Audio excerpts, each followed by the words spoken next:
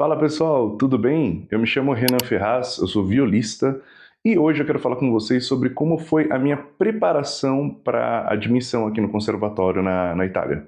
Bem, primeiramente eu gostaria de indicar para vocês uma playlist que eu fiz aqui sobre postura, falando sobre mão esquerda, mão direita, né? É lógico que não existe só um jeito de você tocar violino, de você tocar viola, mas eu proponho para vocês uma postura que é saudável, que é bonita também de se ver, né? E saudável, quando eu digo saudável, é que te ajuda também na longevidade, porque é pensado também no bom uso, né, dos músculos. A gente sabe que uma postura bonita é um ótimo cartão de visita, tá bom? É lógico que é importante você ter um bom repertório, tocar bem, ser afinado, ter um som bonito, mas eu te garanto que o uso correto da movimentação do arco vai te ajudar numa boa produção de som e, consequentemente, numa boa produção de afinação e, consequentemente, numa boa postura, numa boa presença tocando. Então, vou deixar aí para vocês na descrição. Enquanto eu estava aqui na minha casa estudando, né, preparando ali a minha rotina de estudos, eu estava tentando me lembrar de como foi a prova, a admissão para o conservatório aqui na Itália. Eu estudei no Conservatório de Matera com a professora Ana Serova e a minha prova foi realizada no ano de 2021. A Itália ainda passava por fortes sanções sanitárias e aquela foi a primeira vez que eles haviam realizado uma prova de admissão online.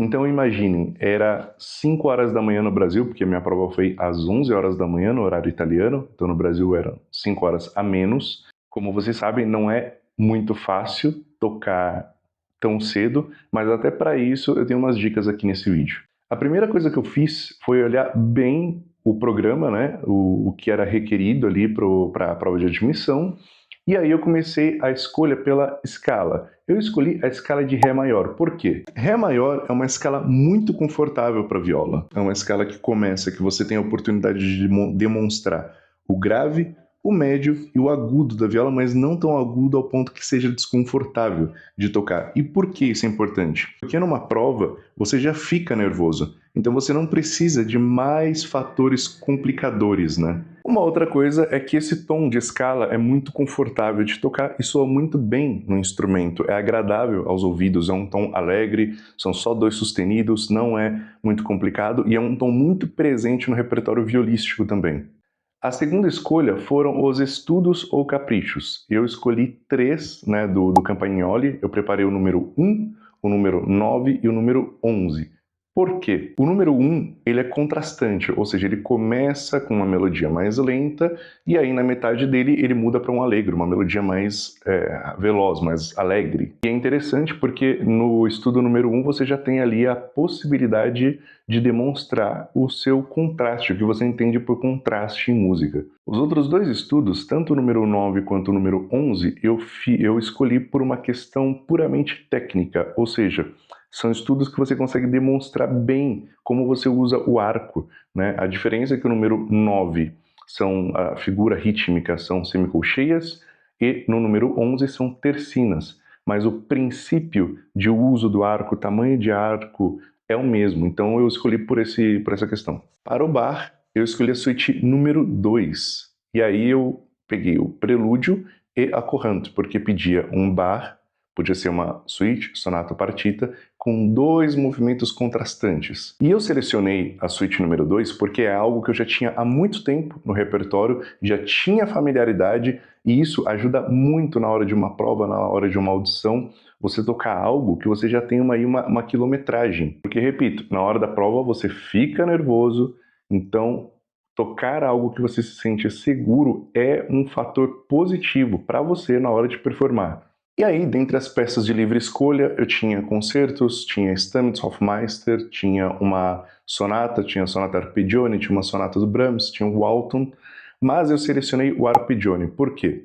Era uma sonata que eu tocava inteira, já tocava inteira nos três movimentos, ou seja, se eles me pedissem de repente para tocar o terceiro movimento, eu estava pronto, estava apto, né?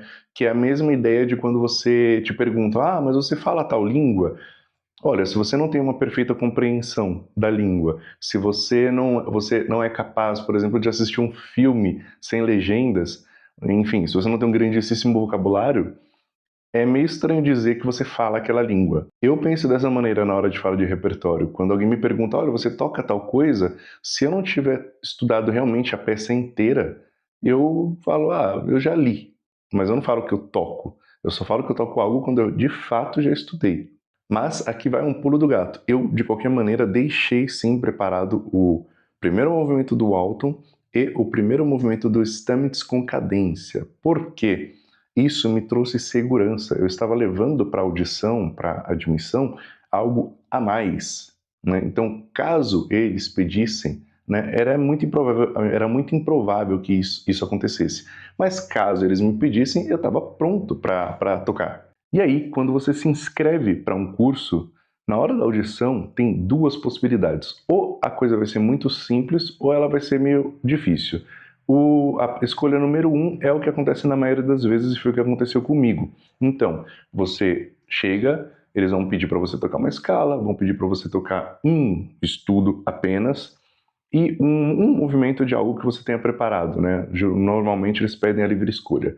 A audição difícil é quando eles pedem o programa inteiro ou escolhem realmente só as coisas mais complicadas do seu programa.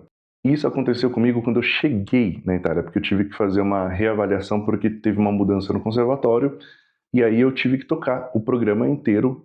Foi tranquilo com o pianista, eu fiz bem em ter tudo preparado, porque numa situação dessas você está pronto e eu realmente tive 2 dias. Me avisaram, olha, você vai ter que tocar o programa. 2 dias depois eu estava lá tocando todo o programa, mas enfim, é uma coisa que pode acontecer e que bom que eu estava preparado e recomendo você também que esteja sempre preparado.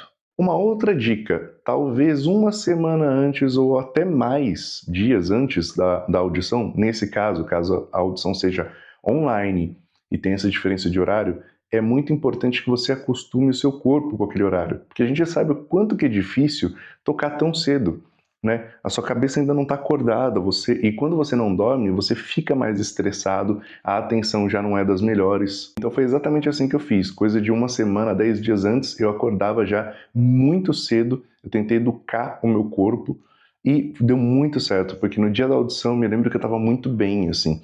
Era estranho, porque era frio, né? Porque as provas são normalmente no verão europeu, que é no período do nosso inverno no Brasil. Então eu lembro que estava frio, estava muito escuro porque era 5 horas da manhã e eu olhava a tela assim, estava super iluminado, eles com blusa de manga curta assim, estava calor, né? Mas eu lembro que eu estava muito bem assim, estava em forma, estava atento. E por último, mas não menos importante, não negligenciem o preparo.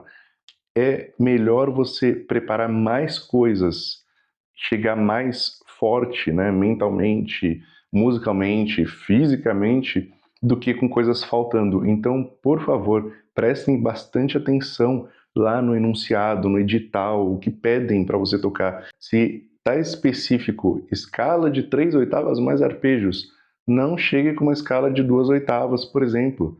Você vai passar perrengue. Nas peças de movimentos contrastantes, preparem os movimentos contrastantes. Eu conheço, já ouvi histórias de gente que não se preparou e mesmo sendo uma audição relativamente fácil, a pessoa acaba colocando a comissão, os professores, numa situação muito difícil. E para mais dicas como essas, peço que vocês sigam, deixem aí o seu comentário, caso você tenha alguma dúvida, uma sugestão. Eu também tenho um link aqui, que eu vou deixar na descrição desse vídeo, que é sobre aulas, onde eu realmente dou aulas, né, aulas online, e falamos sobre tudo isso também. Então, se você tiver mais interesse, deixa aí como opção para vocês. No mais, muito obrigado pela atenção. Valeu!